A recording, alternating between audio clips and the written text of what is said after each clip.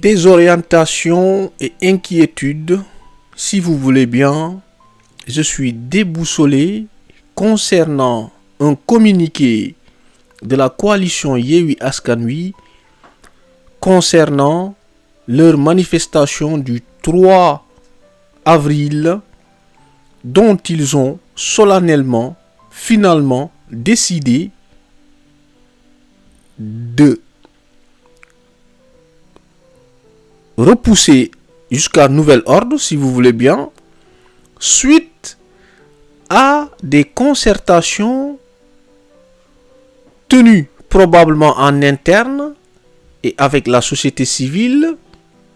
plus de hauts dignitaires de l'armée, qu'ils soient retraités ou en fonction. Ce communiqué, lorsque je l'ai vu, m'a paru bizarre et j'ai beaucoup cherché à comprendre ce qui se cache derrière cela, tout en essayant d'analyser en profondeur exactement ce que l'on pouvait y tirer comme conséquences et résultats. may wax ni coalition Yewwi Askan Wi danoo génne communiqué ab bataaxal boo xam ne bii ñu ngi cay wax ni danoo dakkal seen manifestation bii ñu war a def le 3 avril wax ni waaw boo gisee nu dakkal ko dafa fekk na dafa am ay kilifa yu mag yoo xam ne danoo ne ci armée bi maanaam ñi nga xam ne ñoo yor kaarangeew réew mi ak ay waxtaan yoo xam ne def nañ ko ba tax ñoom ñu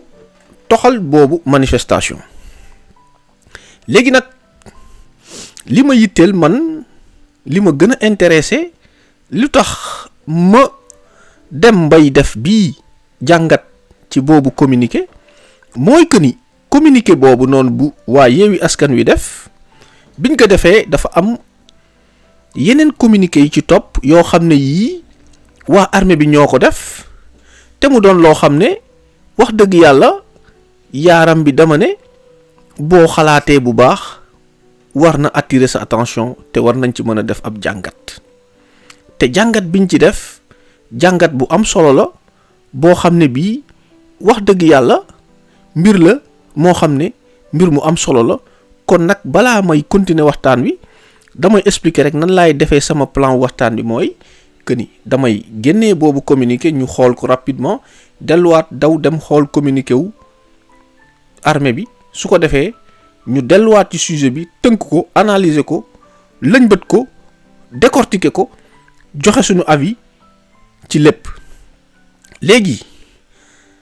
communiqué wu Yewwi Askan baa ngi ndax communiqué bi ñu ngi ko génnee le 31 décembre di wax ni ñoom danoo toxal seen manifestation bi nu bëggoon a def le 3 avril 2023 léegi nag ñoom biñ defee loolu biñ defee ñoom bi communiqué buñ ko génnee ba noppi wax ci ay wax yoo xam ne yii wax ni danoo waxtaan ak ay haut gradé yoo xam ne yii dañoo nekk ci force de défense ak sécurité ba noppi tamit ñu am ay concertation yu am solo biñ defee loolu c'était effectivement le 31 mars ñoom biñ defee loolu dafa am beneen information bu ci topp boo xam ne bii waa DIRPA maanaam waa armée bi seen bopp ñoo leen di ci tontu wax fa ay wax yoo xam ne wax dëgg yàlla boo ko gisee sama waa ji dama ni dangaa rus léegi waa DIRPA bu ñu xamee DIRPA mooy direction de l'information et des relations publiques des armées sénégalaises waa DIRPA ngi ci lañ génnee benn communiqué ci seen page Twitter boobu communiqué ñu ngi koy génnee c'était le 31 décembre c'est-à-dire le même jour bi waa Yewwi Askan Wi génnee seen communiqué di fa wax ay waxu armée ni que waa armée bi ñenn ñi ci ay kilifawu armée bi ñoo génn ne leen ñu bàyyi mu sedd kon yaa ngi gis information bi information état major général des armées moo ko génnee léegi nag buñ paree ci loolu le lendemain laa wax le lendemain mooy le 1er avril ci la ministère des forces armées moom tamit ci la communiqué parce que boo xoolee fii ma ne nii bii site ministère des forces armées la c'est le site du ministère des forces armées ñoom seen communiqué ñu ngi ko présenté le 1er avril gis nga ci ëllëg sa léegi nag communiqué bi boo xoolee communiqué bi waa DIRPA génnee ci seen site moom la l'état-major général des armées mooy ministère des forces armées ci la génnee bii communiqué baa ngi nii communiqué boo xam ne bii boo ko xoolee lii la communiqué bi wax léegi nag man li ma intéressé wax dëgg yàlla du dara lu dul communiqué wu Yewwi Askan Wi moo ma gën a intéressé te ci laay wax léegi nag bu ma delloo ci communiqué waa Yewwi Askan Wi da ngay gis ni wax dëgg yàlla ñoom communiqué biñ dugal communiqué la boo xam ne dañ ko war a jàngat analyser ko wax ci ay wax yu am solo léegi nag communiqué Yewwi Askan Wi moom moo nekk nii léegi nag dañ koy jéem a lëñbët càmbar ko su ko defee ñu gën a xam exactement fi ñu jëm fan la parce que communiqué bi nee na la coalition Yewwi Askan Wi tenant compte des échanges avec de hauts gradés des forces de défense et de sécurité de notre pays et aussi des résultats de large concertation, a décidé de reporter à une date ultérieure sa manifestation du 3 avril 2023 qui était prévue sur l'étendue du territoire national. léegi nag communiqué bi dafa am ñaari mbir yu ma ci intéressé de fond yooyu laay njëkk a teg su ma ko tegee su ma ci noppee tegaat yeneen yoo xam ne yii mooy li ma bind fii en bleu loolu tam dama koy analyser léegi nag balaa maay analyser loo xam ne lii moo nekk en bleu nañu waxagum ci lii nga xam ne moo nekk en rouge parce que waa leaderu coalition Yewwi Askan Wi dañ ni boo gisee ñoom ñu toxal maanaam ñu annuler seen marche biñ bëgg a def le 3 avril mooy que ni ñoom dañoo jot a waxtaan ak ay haut gradé des forces de défense may wax ni buñ demee ba wax loolu mooy que ni wax jooju ñaar la parce que lu tax may gën a analyser wax ci parce que ñoom bi ñu waxee loolu waa armée bi ñoom danoo génnee communiqué boo xam ne bii dafay weddi exactement seeni wax ne leen ni ñoom li ñu wax du dëgg léegi nag waa DIRPA ñoom liñ def loolu tamit lu jara bàyyi xel la parce que loolu buñ ko càmbaree dañuy comprendre dëggantaan lan moo tax waa Yewwi Askan Wi man may dellu di wax ci ñoom lu tax liñ def waruñ ko def parce que ñoom buñ nee ba wax ni ñoom dañoo waxtaan ak des grands gradés ba waa DIRPA di leen weddi kon nag maa ngi ciy gis ñaar soit waa Yewwi Askan Wi les leaders de Yewwi Askan Wi li ñu wax dëgg la bu fekkee dëgg la kon dafa fekk na peut-être dafa am ay retraités de haut gradé yoo xam ne peut-être ils ont des relations amicales des relations cordiales ñoo leen soumettre boobu analyse ne leen nañu bàyyi lépp sedd wala sax mu am ñoo xam ne ils sont en fonction dans l'armée de haut gradé ñoo xam ne ils ont de bonnes relations ñu wax leen ni lii bu ngeen ko defee am na ay conséquences ba tax ñoom ñu bàyyi wala mu doon ñoo xam ne Yewwi Askan Wi dañ koo wax rek pour fen c'est-à-dire pour essayer de casser l'armée te bu boobaa bu fekkee dañ koo def pour casser l'armée dama ni loolu c'est un problème grave parce que dafay mel ni du ma ne coup d'état la mais dama ni mbir la moo xam ne dama ne nan laa koy tuddee dama ni c'est un complot d'état en quelque sorte parce que ñoom ils n'incarnent pas l'armée c'est pas les supérieurs de l'armée ils ne sont pas les chefs de l'armée kon ñoom bu fekkee ay fen la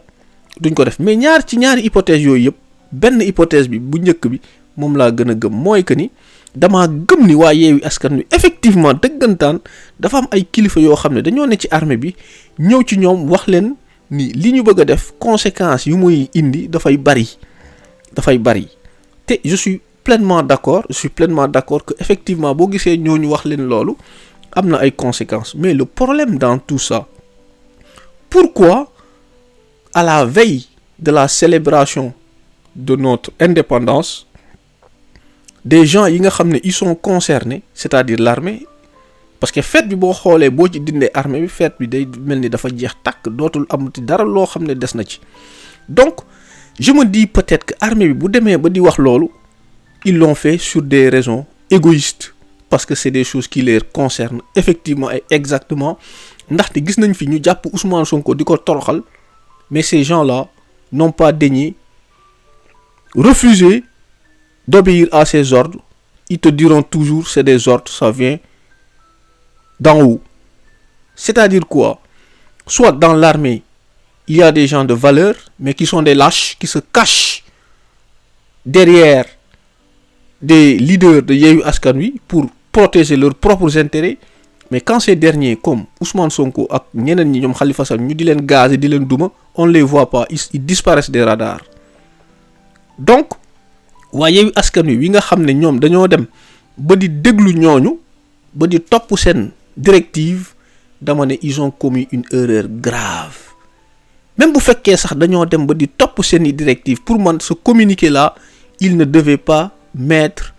cette idée comme quoi que ni dafa am ay haut gradé yu ñëw soumettre leen boobu idée ba ñu di ko topp. Kon nag dama gis ni il y a une erreur de communication boo xam ne bii c'est extrêmement grave en ce qui me concerne, parce que ces gens-là, ils ne sont pas dans la discrétion. Ces gens-là, ils sont visibles et prévisibles du moment où bu ñu demee ba di laal institution. Dama ni li activiste sañ a def, un acteur politique am na yoo xam ne sañoo ko def. Bu ngeen demee ba waxtaan ay kilifa yoo xam ne dañoo bokk ci armée bi ba di wax ak yéen ci loo xam ne lu am solo la, dama ni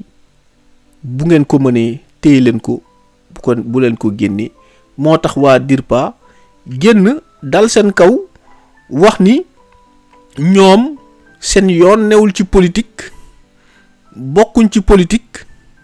waxewuñu politique te duñu politique. may wax ni effectivement waa DIRPA, comme niñ ko waxee ci communiqué bi, di wax naan dans un communiqué publié ce vendredi 31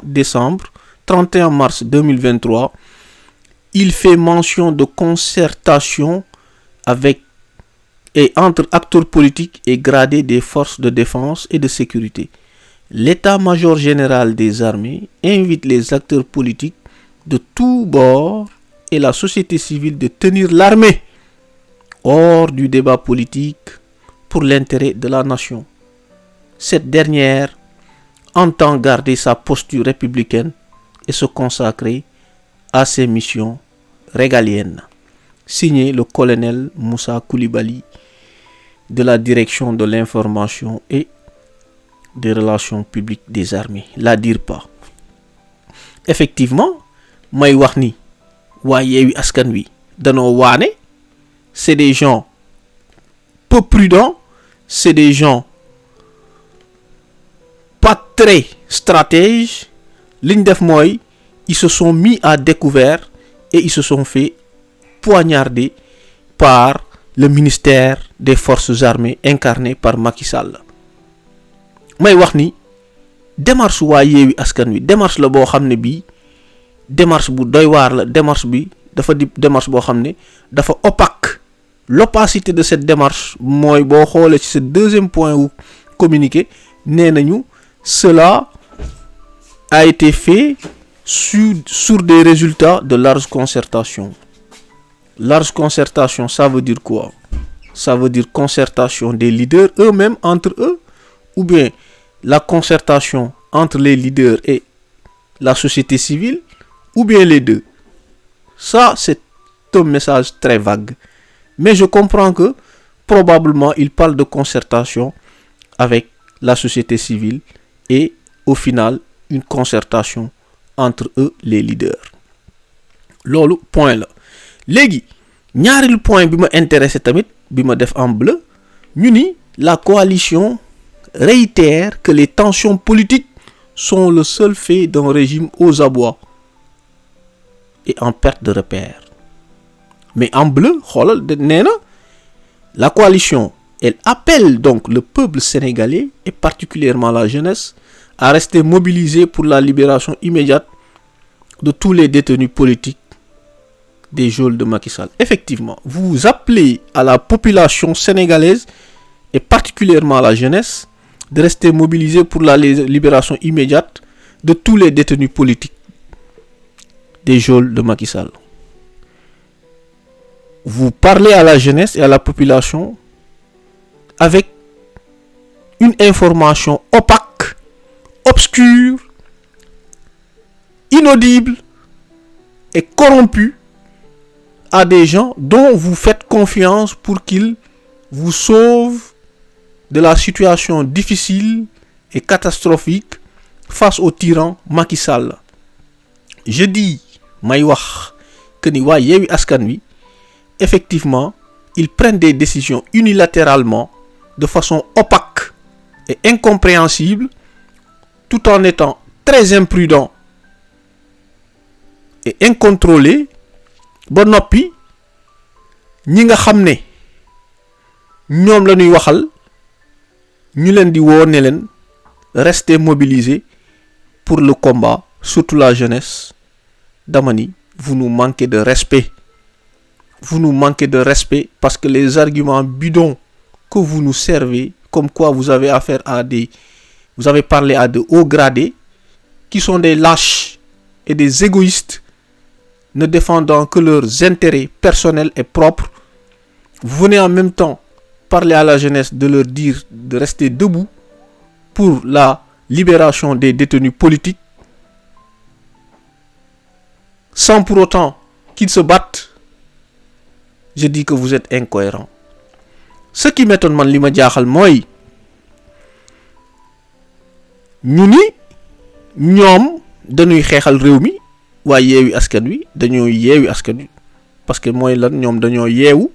parce que boo yeewul munoo yee nit, kuy nelaw du yee.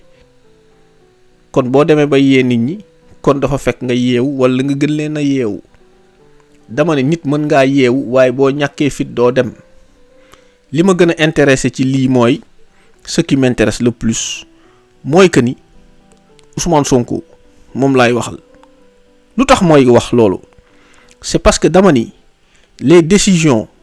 souvent prises par le président Ousmane Sonko, wala la ligne, la démarche, la philosophie de président Ousmane Sonko, moi je le comprends sans difficulté. Madame, si je suivrai le président Ousmane Sonko, je ne me perds pas. Je comprends rapidement, tout coule de source, tout est simple et lisible. Mais en ce qui concerne la coalition Yewwi Askan Wi, certaines de leurs décisions et leur stratégie, c'est comme si c'est des stratégies enfantines. Amul logique bu cohérente, ils font beaucoup d'erreurs, ils font de l'enfantillage, du ma comprendre. Moi wax ni kon le président Ousmane Sonko, je ne sais pas comment se fait-il que le poisson ne peut être noyé que dans l'eau, hein. Lo bari doole bo bokkee ci ab kuréel boo xam ne bii ay nit la yoo xam ne amuñ fit ñoo fa ne, c'est forcément ils vont te broyer, ils vont te tavaler. Mais li ma gis man communiqué bii ñu def ak erreur yu ñu def, xawma ndax dañuy fen pour essayer de casser l'armée en deux, xawma ndax li ñu wax dëgg la te li ñu wax laa gën a gëm ni dëgg la, te loolu bu fekkee dëgg la ñoom waruñu ko wax. Tegaat ci beneen argument boo xam ne dañ naan ñoom dañuy def ay concertation moo tax ñoom ñu toxal affaire yi ba pare noppi ne la jeunesse reste debout pour libérer les détenus sans pour autant manifester, c'est-à-dire incarner le rapport de force. Dama ne vous êtes contradictoires. Vous êtes soit des imbéciles ou des menteurs, ou les deux. Soyons sérieux, soyons corrects et cohérents avec nous-mêmes, soyons justes et normal. Coalition bi ni muy demee ak ni ñuy tëralee ak seen mbir yi nu ñu koy defee ak communiqué bi ni ñu ko defee, dama ne ça manque de professionnalisme et d'intelligence profonde. Lii ñu def ba jël yat wi jox ko DIRPA ba DIRPA di dal seen kaw, dama ni c'est de l'amateurisme. Ça montre à quel point effectivement la coalition Yewwi Askan Wi est déstructurée. C'est une coalition boo xam ne il n'a pas de chef, pas de tête de file. Ousmane Sonko peut l'incarner, mais il est très modeste. Il se met en retrait. Ce qui fait que quand il se met en retrait, il y a un Khalifa Sall que l'on ne comprend pas quel jeu il joue. Il nous mène en bateau. On ne sait pas d'où est-ce qu'on va, ce qu'on fait et ce qu'on veut. Donc, communiqué la boo xam ne à mon avis erreur bu rëy. Ce qu'ils ont fait ici, c'est une erreur grave. Ça veut dire qu'ils ne savent pas tenir le secret. Ou bien même s'ils le savent, ils ne savent pas jouer avec le secret. C'est une erreur qu'il faut éviter. Donc je parle au président Ousmane Sonko, lorsqu'il est embarqué avec ses camarades de Yewwi Askan Wi, qu'il fasse tout pour éviter certaines erreurs. Des erreurs qui nous mènent à l'abîme. Quand vous comptez vers un peuple, quand vous comptez sur un peuple, surtout une jeunesse, il faut lui dire la vérité. Et il faut être cohérent et juste avec celle-ci. Donc, sur ce, je vous dis, comme à mes habitudes, à bientôt et joyeuse fête nationale, joyeux anniversaire d'Herman, joyeux anniversaire de 63 ans d'Herman, parce que nous, Sénégalais, sommes des paumés qui ne savons pas où l'on va, mais nous comptons bien sur la perspicacité et la bienveillance du président Ousmane Sonko pour nous délivrer et nous sortir de ce conditionnement qui nous ronge depuis au moins 63 ans d'errement. Merci.